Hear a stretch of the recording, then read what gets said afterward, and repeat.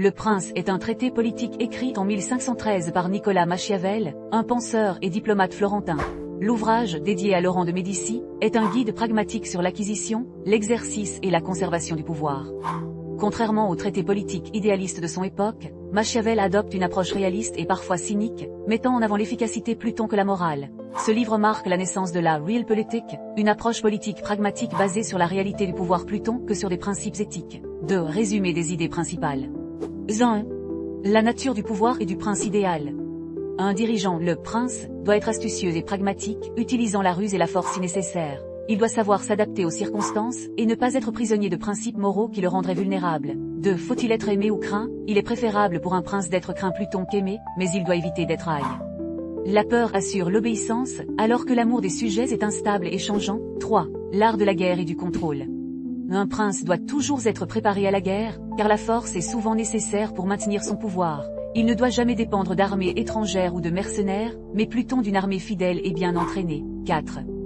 La ruse et la manipulation, être un renard et un lion.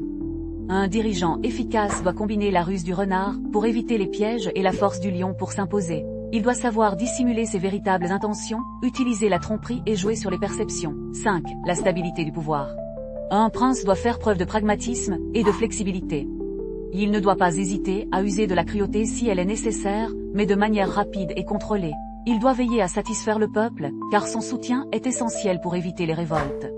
Impact et utilité de Le Prince dans la vie quotidienne. Bien que ce livre ait été écrit pour les monarques de la Renaissance, ses enseignements restent très actuels et peuvent s'appliquer dans de nombreux domaines. 1. Stratégie en entreprise et leadership. Un bon dirigeant d'entreprise doit s'adapter au marché et ne pas hésiter à prendre des décisions difficiles. La politique interne d'une entreprise repose souvent sur des jeux de pouvoir où il faut être stratège et calculateur. 2. Négociation et influence.